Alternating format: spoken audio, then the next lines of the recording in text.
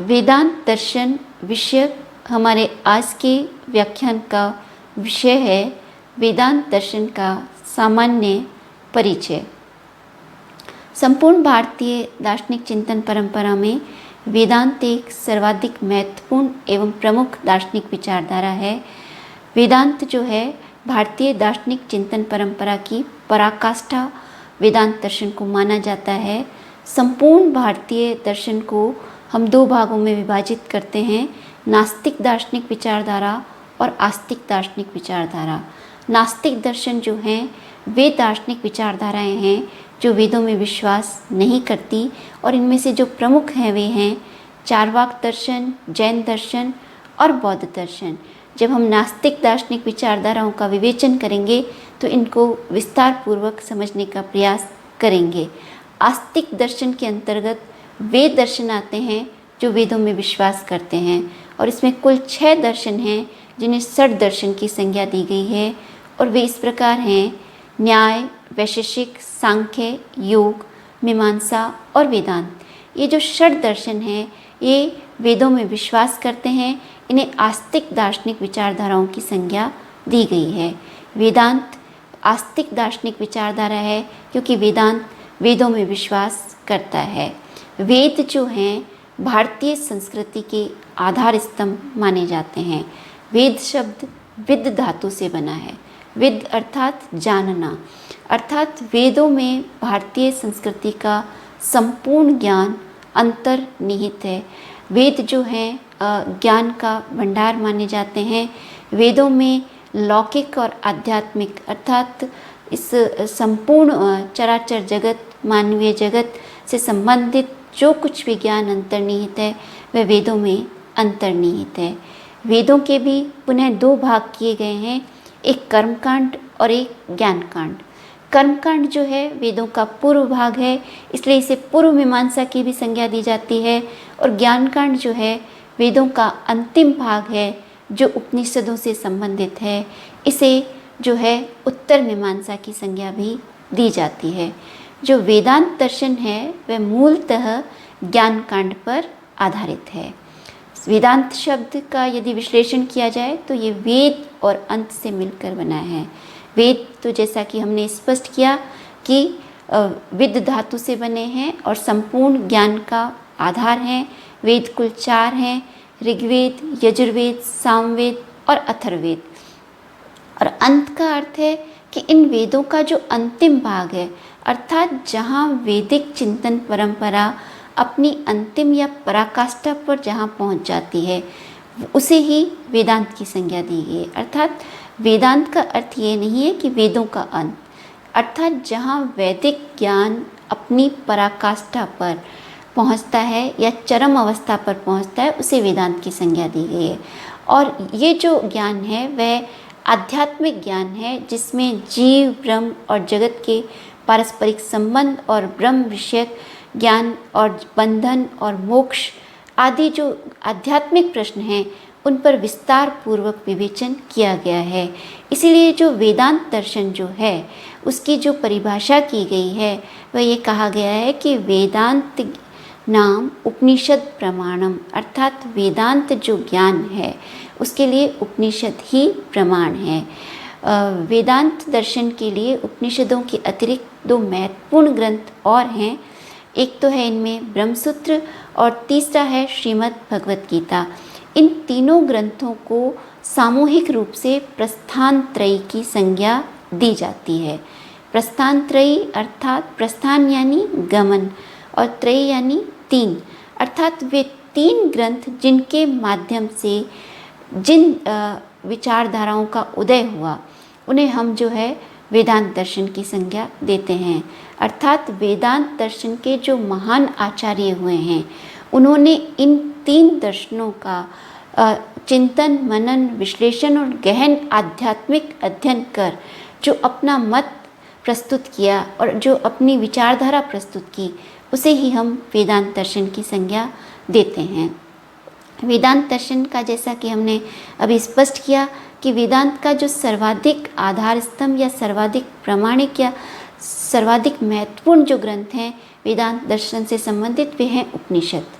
और उपनिषद जो है भारतीय ज्ञान संपदा के जो है चरम जिसे कहा जाए चरम अवस्था है, जहाँ भारतीय चिंतन परंपरा, जो ऋषियों की चिंतन परंपरा है, वह अपनी चरम अवस्था पर पहुँच जाती है। उसी का ज्ञान जो है उपनिषदों में अंतर्निहित है। उपनिषद शब्द का यदि शाब्दिक दृष्टि से विश्लेषण किया जाए तो उपनिषद शब्द उप, नी और सद से मिलकर बना है। यहाँ उप और नी उपसर्ग है और सद धातु है। उप यानी समीप, नी यानी निष्ठा और सद यानी बैठना। अर्थात जब शिष्य अपने गुरु के समीप निष्ठापूर्वक बैठकर ब्रह्म और जीव विषयक जिज्ञासा को व्यक्त करके अपने सांसारिक बंधनों से मुक्त होकर मोक्ष के लिए जो अपनी जिज्ञासा अभिव्यक्त करता है, उस जिज्ञासा का समन जिन ग्रंथों के माध्यम से किया गया है उन्हें उपनिषदों की संज्ञा दी गई है। उपनिषदों में सामान्यतः जीव और ब्रह्म विषयक जिज्ञासाओं का समन ऋषियों के माध्यम से किया गया है। उपनिषद जो हैं उनकी संख्याओं को हमारे भारतीय चिंतन परंपरा में उपनिषदों की हमें अनेक जो हैं प्राप्त होते हैं, लेकिन इन उपनिषदों में से मुक्तिको उपनिषद के मतानुसार 108 उपनिषद प्रमुख हैं और इन 108 उपनिषदों में से भी 11 उपनिषद प्रमुख हैं और इन 11 उपनिषदों पर आदि गुरु शंकराचार्य जी ने भाष्य लिखा है। और ये जो उपनिषद हैं वे भाष्य लिखकर आदि गुरु शंकराचार्य जी ने इनकी ज्ञान परक व्याख्या कर अपने मत का स्पष्टीकरण किया है। जो उपनिषद हैं उनकी महत्ता को न केवल प्राचीन भारतीय चिंतक और विचारकों ने उसकी महत्ता को स्वीकार किया है, अपितु आधुनिक भारतीय दार्शनिक चिंतक और विचारक तथा साथ ही पाश्चात्य दार्शनिक चिंतक और विचारकों ने भी उपनिषदों की महत्ता को स्वीकार किया है। स्वामी विवेकानंद जी के मतानुसार उपनिषद जो हैं वे ज्ञान के खजाने हैं। उपनिषदों में जो है दिव्य आध्यात्मिक ज्ञान जो है वह अंतर्निहित है। स्वामी विवेकानंद जी के मतानुसार उपनिषदों में संपूर्ण मानव जाति को जागृत करने वाला अनंत जो आध्यात्मिक ज्ञान अंतर्निहित है। उपनिषदों स्वामी विवेकानंद जी के मतानुसार उपनिषदों का उद्देश्य ही संपूर्ण मानव जाति को अपने बंधनों से मुक्त कर उसे अपने आध्यात्मिक स्वरूप का ज्ञान प्रदान करना है। शारीरिक स्वाधीनता, मानसिक स्वाधीनता और आध्यात्मिक स्वाधीनता ही स्वामी विवेकानंद जी के मतानुसार उपनिषदों का मूल या आधारभूत ज्ञान है। इसी प्रकार जो विनोबा भावे हैं उन्होंने भी उपनिषदों की महत्ता स्वीकार की है। विनोबा भावे जो है उपनिषदों की महत्ता को स्वीकार करते हुए कहते हैं कि यद्यपि मेरे जीवन में गीता का महत्वपूर्ण स्थान है, गीता मेरी माँ है, किंतु उपनिषद जो हैं मेरी माँ के भी माँ हैं। अर्थात उपनिषदों को गीता की भी माँ विनोबा भावे जी ने कहा है। इसी प्रकार यदि हम पाश्चात्य दार्शनिक चिंतन परंपरा में देखें तो महान दार्शनिक शोपेनहावर ने उपनिषदों की महत्ता को व्यक्त करते हुए ये कहा है कि उपनिषद ही वे संपूर्ण विश्व के जो मूल या प्रामाणिक आध्यात्मिक ज्ञान के जो स्रोत हैं वे उपनिषद ही हैं। उपनिषदों ने ही मुझे जीते जी शांति प्रदान की है और उपनिषद ही मुझे मृत्यु के बाद भी शांति प्रदान करेंगे। इसी प्रकार महान जर्मन दार्शनिक मैक्स मुलर ने भी कहा है कि जो मृत्यु का जो भय है या जो मृत्यु विषयक ज्ञान है या सत्य जो है, जीवन का जो शाश्वत सत्य है, उसका स्रोत जो है उपनिषद है। उपनिषद के द्वारा ही हमें आध्यात्मिक ज्ञान की प्राप्ति हो सकती है। मेरे जीवन में भी आध्यात्मिक उत्कर्ष में उपनिषदों की महत्वपूर्ण भूमिका रही है। इस प्रकार उपनिषद जो हैं वे भारतीय आध्यात्मिक चिंतन परंपरा में ऋषियों के जो अध्ययन, मनन, चिंतन और आध्यात्मिक साधना के परिणाम हैं और इनमें संपूर्ण आध्यात्मिक ज्ञान अंतर्निहित है। और ये जो उपनिषद हैं यही वेदांत दर्शन का आधार स्तंभ माने जाते हैं। जैसे कि हमने स्पष्ट किया कि वेदांत वह दार्शनिक विचारधारा जिसके लिए उपनिषद ही प्रमाण है। और इन उपनिषदों के विषय में जैसा कि हमने स्पष्ट किया कि उपनिषदों की संख्या यद्यपि जो है वह अनेक है, किंतु जो वेदांत के जो दार्शनिक हुए हैं उन्होंने मुख्यतः जो 11 उपनिषद जिन पे आदि गुरु शंकराचार्य जी ने भाष्य किया है उन पर भाष्य कर अपने अपने मत को स्पष्ट करने का प्रयास किया है। वेदांत दर्शन का जो दूसरा महत्वपूर्ण ग्रंथ है जिसे ब्रह्म सूत्र या शारीरिक सूत्र या वेदांत सूत्र की भी संज्ञा दी जाती है, इसके जो रचयिता हैं वह महर्षि वेदव्यास जी हैं। और महर्षि वेदव्यास जी ने जो ब्रह्म सूत्र है उसे उपनिषदों का जो सैद्धांतिक ज्ञान है उसे सूत्रबद्ध करने का प्रयास किया है। साथ ही जो वेदांत पर जो आक्षेप लगाए हैं या जो जिज्ञासाएं हैं या जो वेदांत विषयक आलोचनाएं हैं उनका निराकरण कर और औपनिषदिक ज्ञान और जो वेदांत विषयक ज्ञान है उसको सूत्रबद्ध महर्षि वेदव्यास जी ने किया है। और जितने भी वेदांत के आचार्य हुए हैं उन्होंने ब्रह्म सूत्र को भी वेदांत दर्शन का एक प्रमुख आधार मानते हुए अपने अपने भाष्य की रचना कर अपने मत को स्पष्ट करने का प्रयास किया है। वेदांत दर्शन का जो तीसरा आधार स्तंभ या महत्वपूर्ण ग्रंथ है वह ग्रंथ है श्रीमद् भगवत गीता। श्रीमद् भगवत गीता मूलतः महाभारत नामक महाकाव्य का अंश है। महाभारत महाकाव्य जो है कुल 18 पर्व में विभाजित है और इसका जो छठा पर्व है भीष्म पर्व, इसी में गीता संग्रहित है। आदि गुरु शंकराचार्य जी ने 8वीं शताब्दी में गीता को महाभारत नामक महाकाव्य से पृथक कर इस पर भाष्य लिखने की परंपरा का शुभारंभ किया था। और ये जो शंकराचार्य जी ने ये गीता पर भाष्य लिखने की प्रक्रिया का जो शुभारंभ किया था उसका बाद के वेदांत के जो आचार्य हुए उन्होंने भी इस परंपरा को जीवंत बनाए रखा। इस प्रकार जो वेदांत दर्शन है उस दर्शन के जो ये 3 आधार स्तंभ ग्रंथ हैं, प्रथम जैसा कि हमने स्पष्ट किया उपनिषद, ब्रह्मसूत्र और गीता, और इन तीनों को संयुक्त रूप से प्रस्थान त्रयी की संज्ञा दी गई है। प्रत्येक वेदांत के आचार्य ने इन तीनों ग्रंथों को आधार बनाते हुए अपने मत का स्पष्टीकरण किया है। वेदांत दर्शन का जो प्रमुख या मूलभूत प्रश्न है वह यह है कि ब्रह्म और जीव के मध्य क्या संबंध है, अर्थात जो ब्रह्म और जीव है वह एक ही है या दोनों एक दूसरे से पृथक पृथक हैं। इसी आधार पर हम देखते हैं कि भारतीय दर्शन में जो है वेदांत दर्शन है उसके 5 प्रमुख संप्रदाय हैं। इनमें से जो सर्वाधिक प्रमुख संप्रदाय है वह अद्वैत वेदांत है और इसके प्रतिपादक जो हैं आदि गुरु शंकराचार्य जी हैं। और शंकराचार्य जी के मतानुसार जीव और ब्रह्म जो हैं दोनों एक ही हैं, ये दोनों एक दूसरे से पृथक नहीं हैं।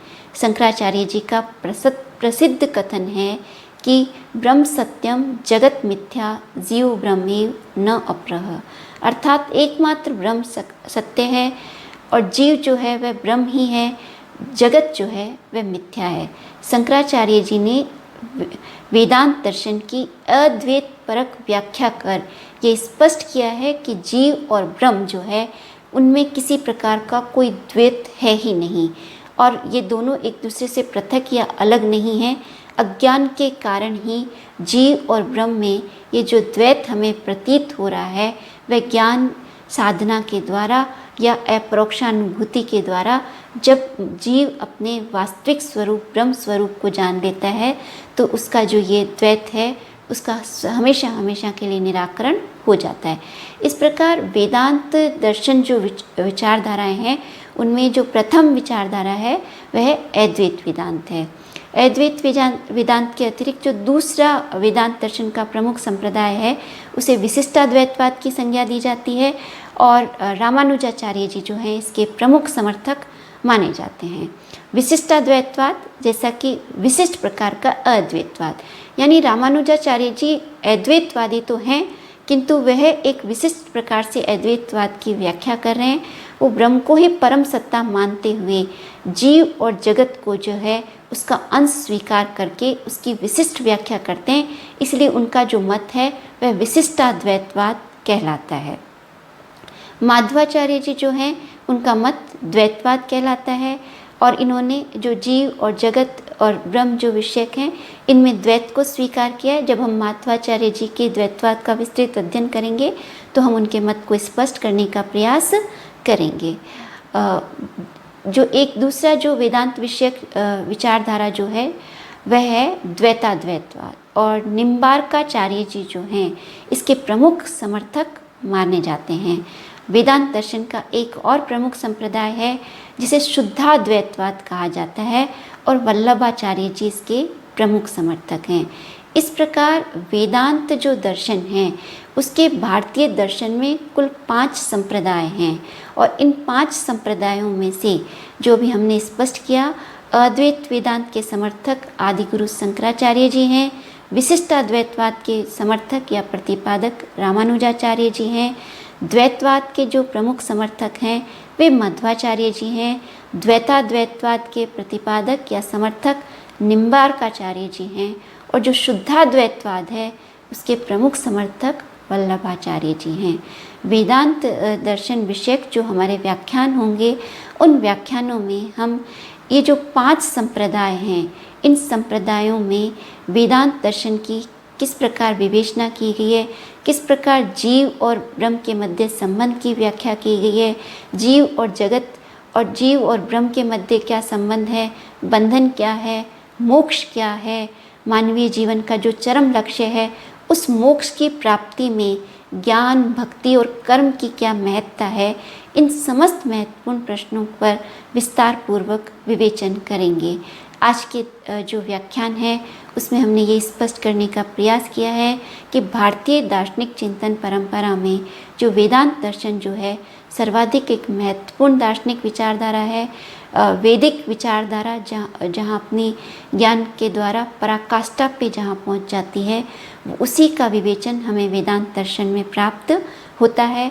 वेदांत दर्शन का जो प्रमुख प्रश्न है वह ये है कि जीव और ब्रह्म के मध्य क्या संबंध है, या जीव और जगत और ब्रह्म और जीव और जगत इन तीनों के मध्य क्या संबंध है, इसकी विवेचना ही वेदांत के विभिन्न आचार्यों ने की है। और जो वेदांत विषयक जो प्रमुख संप्रदाय, जैसा कि हमने स्पष्ट किया, कुल 5 जो हैं प्रमुख संप्रदाय हैं। आज के व्याख्यान से संबंधित हमारे कुछ महत्वपूर्ण प्रश्न हैं जो इस प्रकार हैं कि वेदांत शब्द का शाब्दिक व्युत्पत्ति की दृष्टि से आप अर्थ स्पष्ट कीजिए। उपनिषद जो है उसको शाब्दिक व्युत्पत्ति की दृष्टि से उपनिषदों के अर्थ को स्पष्ट करते हुए प्रमुख उपनिषद जो हैं उन्हें स्पष्ट कीजिए। ब्रह्मसूत्र क्या है? ब्रह्मसूत्र ग्रंथ पर प्रकाश डालिए। एक प्रश्न ये भी हो सकता है कि वेदांत में जो प्रस्थान त्रयी है उस प्रस्थान त्रयी की अवधारणा को स्पष्ट कीजिए, या प्रस्थान त्रयी में जो 3 प्रमुख ग्रंथ हैं उन्हें स्पष्ट कीजिए। वेदांत दर्शन में श्रीमद् भगवत गीता की क्या भूमिका है उसे स्पष्ट कीजिए। वेदांत दर्शन का जो प्रमुख प्रश्न है वह क्या है, वेदांत दर्शन के जो प्रमुख संप्रदाय हैं वे कौन से हैं उन्हें स्पष्ट कीजिए। आज के व्याख्यान में हमने इन सभी महत्वपूर्ण बिंदुओं पर प्रकाश डालते हुए इन प्रश्नों का स्पष्टीकरण करने का प्रयास किया है।